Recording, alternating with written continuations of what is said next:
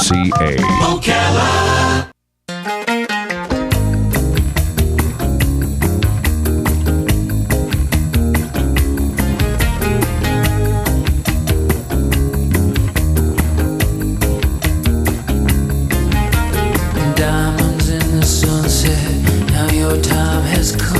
All right, 23 minutes before 10 o'clock. Thank you for tuning in this Friday morning. Thought I had a little bit of feedback right there. I'm not so sure where they came from. We are going to talk about a pretty important subject. I don't think there's any subject more important than diseases, especially HIV/AIDS. When you hear about that, it's time to pay attention. Craig Ackerman is in the studio. He's a public information officer for the Marion County Health Department.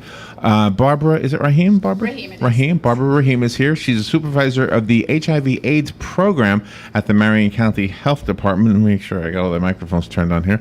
And then on the phone is Renee Burgess. She's one of the faces in something called the Faces of HIV Project.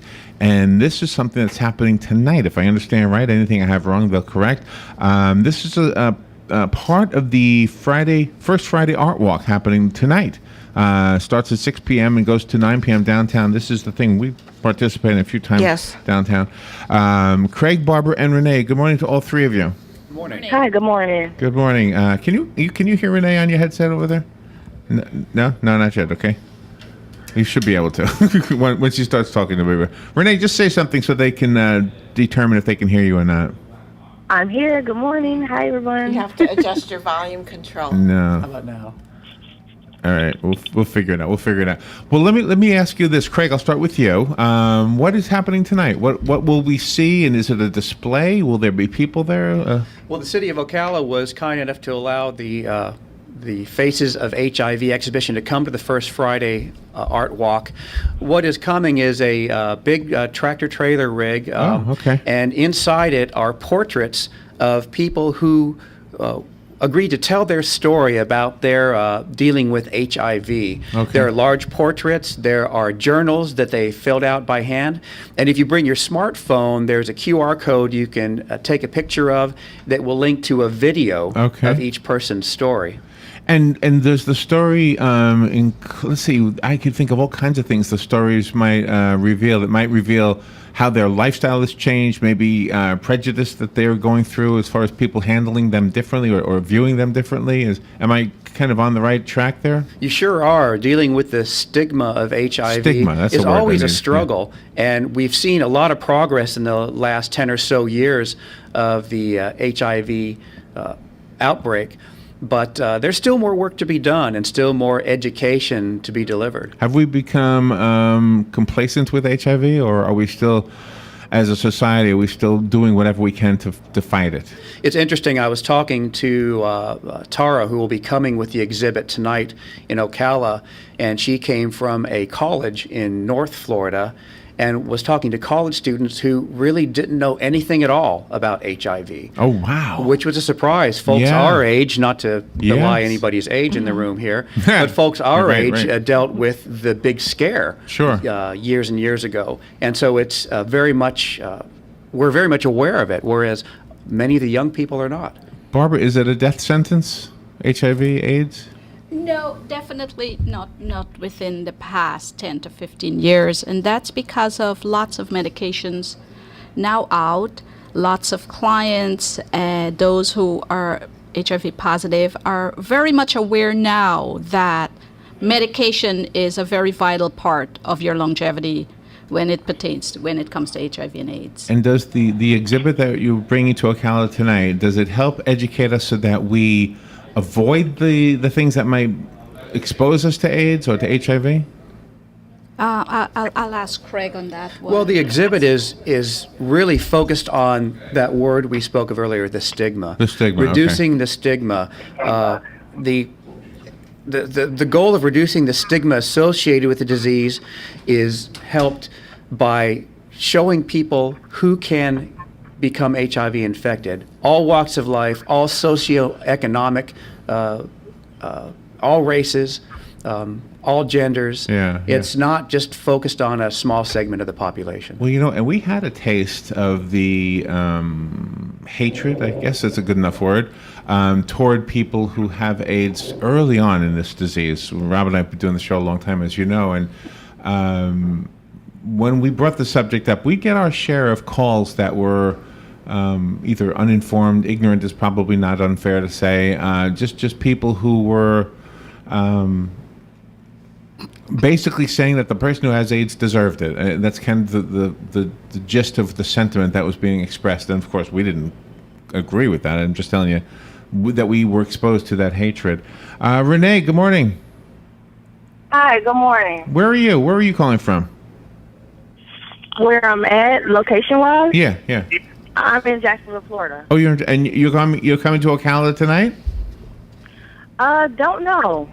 Okay. I don't know. Is your face one of the portraits that Craig was talking about? Yes. Oh, okay.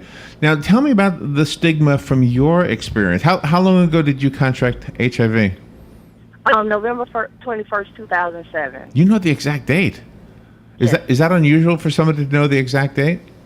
No. Mostly everyone knows the exact date that the doctor told them their diagnosis. Oh, I see. Yeah. Okay. So how did your life change after you had the diagnosis?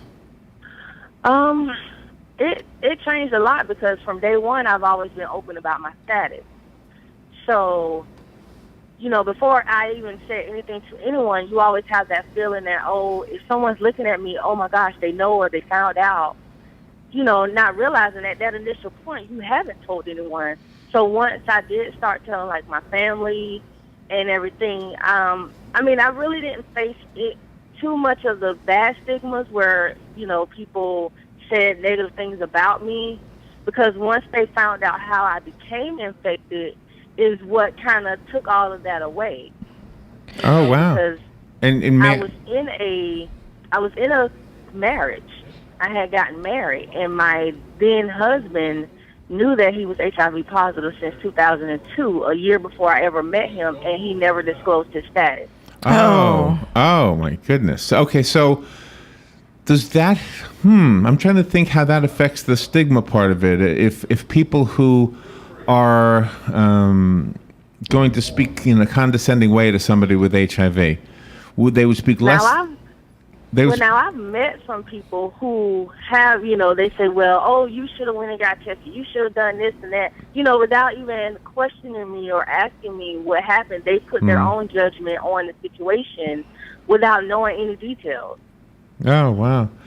And you were extremely fortunate then that you weren't isolated from your family and friends, because people treat that disease as somebody that they should stay away from because of the false horror stories that they hear.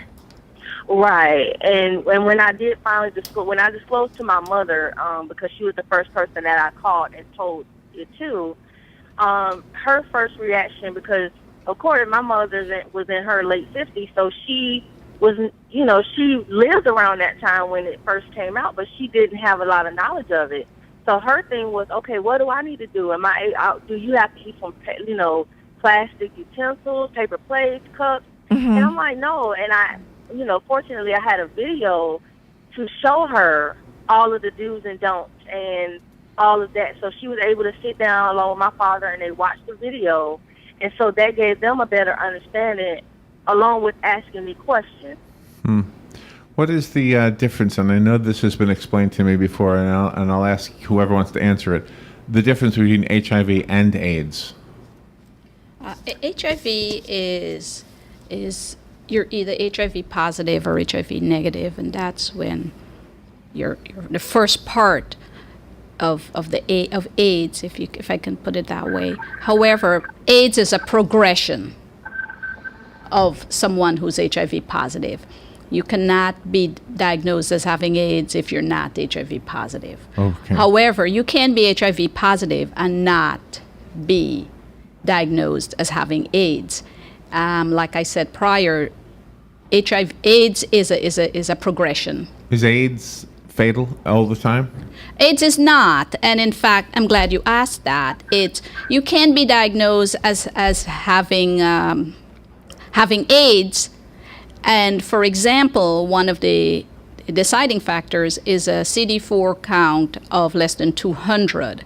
So you can be 200, but then with treatment, your CD4 count goes up to 5 and 6 and 700. What does that mean, CD? But it's CD4 is some of the cells that are part of your immune system, which the HIV virus would attack. Oh, okay. So it can happen. You're now, let's say, 100 is the CD4 count, but you started on meds and it's now 500.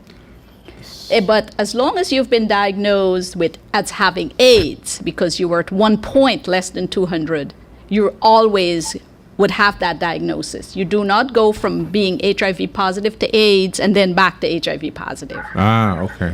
Okay. Right. So is the big struggle for you, Renee, the people who need to understand how contagious this is and how one would catch HIV from another person? Is that something you're constantly trying to teach other people about? Oh, yes, absolutely. Especially with the teenagers and young adults. The rates are high in teens, and it's because I was speaking with someone the other day and telling them, a lot of the teens that I speak to or I meet, they feel like they're invincible. They feel like, oh, it's not going to happen to me.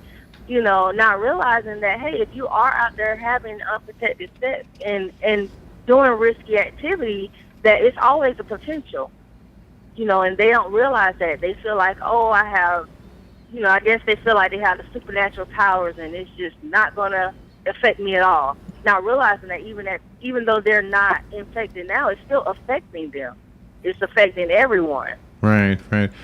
Craig, do we have any statistics as to how many people in Marion County have been diagnosed HIV positive? Actually, Barbara has those statistics. Okay. For Marion County, it's projected that approximately about 1,500, between 1,200 to 1,500 residents are HIV positive. At Marion County Health Department, we have a clientele of HIV positive persons of about between 400 to 450. It vacillates.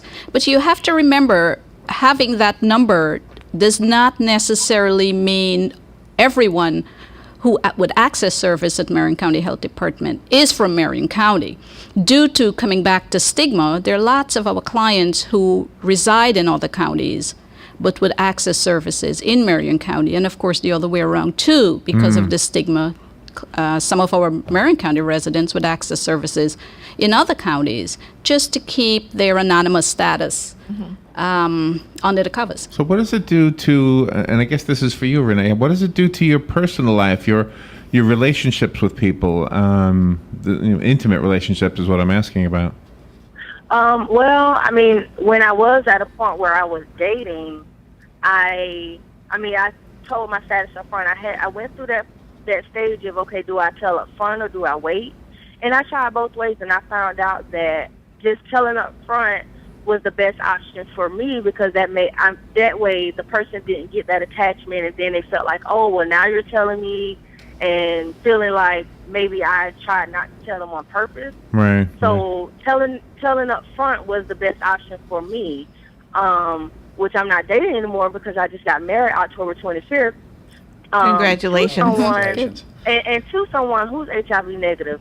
So I use that also to let people who are positive know that even though you're HIV positive, that does not mean that you won't find someone who will want to be with you because of your status. There's always someone out there. That's you just interesting. have to, have that faith and know that, with patience and with prayer, anything is possible. Yeah, I love that. Yeah. Are you able to have children?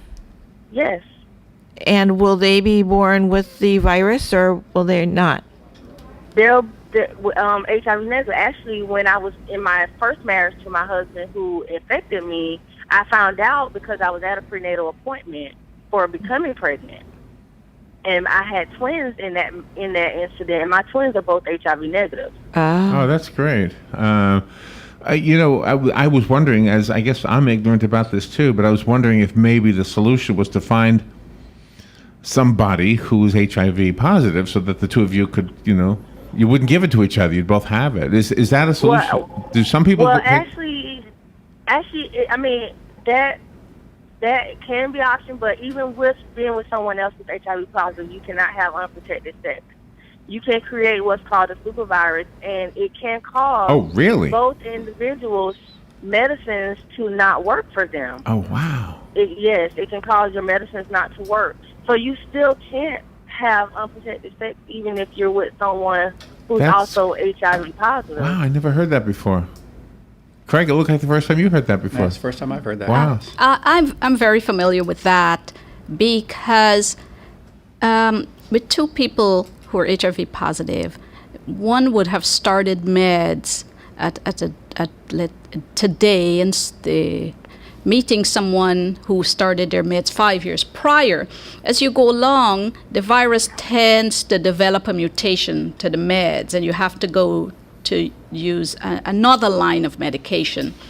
However, if you have two people who will have unprotected sex and they're on two different types or two regimens of meds, then it would be very easy. You're more or less swapping mutations back and forth.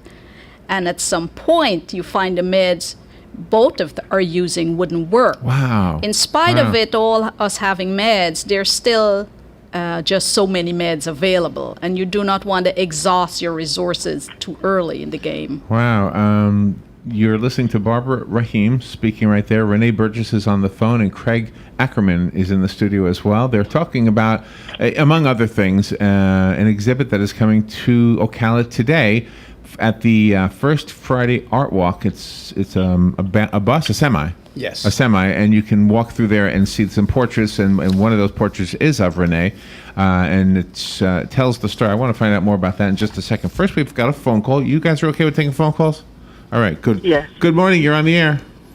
Good morning. Hey, I'm acquainted with somebody who has HIV, and this situation is every medicine they have tried has given them issues, like with psychiatric issues.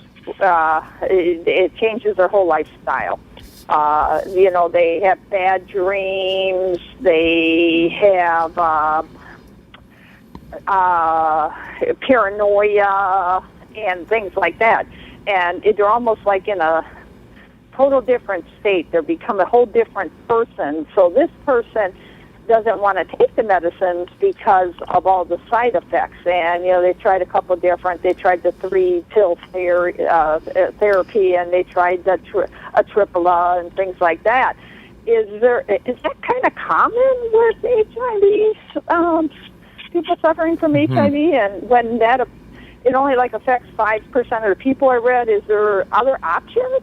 I mean, their blood work is good, their counts are down. I'm not a medical doctor. However, I understand. I do deal with a lot of HIV positive clients who are on meds. And it's best to work with your doctor, with that person talking with their doctor, because, of course, that doctor is dealing with lots of clients. And there are ways which they do swap information concerning how to conquer some of the side effects of meds. So for that person, I think it would be best for them to, of course, probably keep a journal. Lots of my clients said they kept journals, and it came in very handy at the doctor's visit to decide exactly what we're going to do with which med and which one worked a little better. And of course, you have to compare the labs. They're so powerful drugs. I mean, just the cost of them. 3 months medication is about $5,000 for these. It's like $20,000 a year for most people who have. Wow. It's a little more costly than anything that expensive has got to be pretty powerful drug. Oh, gosh. Oh, Renee says it's more for her. More expensive for her. It's a little more costly than that. I know, because the medicine I take, a tripla, and just for a 30-day supply is almost $3,000. Right, but if you order it online, through your online pharmacy, you get a better rate. But it's ridiculous. It's terrible that it's a life life-saving drug, and it has to be so expensive. So and I read an article that in Africa, in third world countries, they are able to provide it to people now for $100 a month. Wow. So something's going on in our country. Now, this is Renee speaking. Now, I have experience with some of the medicines, the side effects, like the AAA gives me the vivid dreams and all that stuff, but it only lasts so long. And a lot of other medicines have different side effects. Like there's one that has a liver side effect, and the whites in your eyes will start turning yellow, and it can cause liver and kidney issues. And then what you mentioned in Africa, I have someone who actually went over in Africa to help and work with one of the doctors and found out over there, like how they do here, they do draw your blood to find out what medicine works best for you. Most times they don't do that in Africa. Everyone gets the same 3 pills, and that's it. They don't check to see, is this medicine going to work for them. They have them line up in the clinic or wherever they come, and everyone gets the same pill regimen. Oh, wow. And it's so it's a lot of different. It's a lot of different things that go on in different countries. Because even with having an HIV status, I learned that you can be diagnosed HIV positive in the United States, and your labs could be at a certain level, but then you can go to Canada with those same labs, and they would consider you not HIV positive. Really? Wow. Really? Just with my own status, I've learned so much stuff that, a lot of other people didn't even know. All right. Well, and the scary thing is if you stop taking the medication because of the side effects seem to be at the point, seem worse than the illness, which the illness is kind of doing its thing behind the scenes, and you don't realize it until it's too late. But if you stop taking the medicine, your body builds up a resistance, and then the medicine doesn't help you anymore. Yeah, right. Because I personally thank you, appreciate that. We just about have time, and I don't want to end without us reminding everybody that this is such a big issue. There's no way in a 28-minute interview, 25-minute interview, that we can cover everything. But there is an opportunity tonight to educate yourself a little bit. Maybe the beginnings of an education. Maybe just more. Maybe you're already very educated. And it's at the First Friday Art Walk, downtown Ocala. And just look for the big semi. Where's it going to be parked? Right. It starts at 6 p.m. near the historic downtown square. That actual semi, the Faces of HIV exhibit, will be on Southeast Broadway between First Avenue and Osceola. It should be pretty easy to find. Yeah, I would think so, yeah. And you can't miss it. It has big pictures all around it. And yours is on the truck too, right? Well, mine's on the inside only. It's not on the outside, but there's about 6 or 8 pictures that's on the outside that goes all the way around it. Looking forward to reading your story, Renee. And if people are concerned that they might have HIV or AIDS, can they come to the Marion County Health Department and have a test, and will it cost them anything? Yes, please come. Call us at 629-0137. And Barbara, they can just walk in weekdays 8 to 5, correct? Yes, anyone can walk in 8 to 5 at the Marion County Health Department. You do not have to have a Marion County Health Department card to be tested for HIV. And at the Marion County Health Department, it's, of course, our mission to protect, promote, and improve the health of everyone in Florida. So feel free to call the number that Craig gave, which is 629-0137, yes. Okay. Renee Burgess, thank you so much for being on the air with us today. It sounds like you did a very brave thing by putting your portrait onto this exhibit. Barbara Rahim, thank you for your knowledge. Craig Ackerman, thank you for your knowledge and for being a good friend to this show and to this station. Thank you, all of you, and we'll see you tonight at the First Friday Art Walk. Thank you. Thank you, all of you. All right, we will take a little break. We'll be right back. Gene Powell Pasture Mowing. Our tractor services include bush hog, disking, front end loader, box blade, and stump grinding.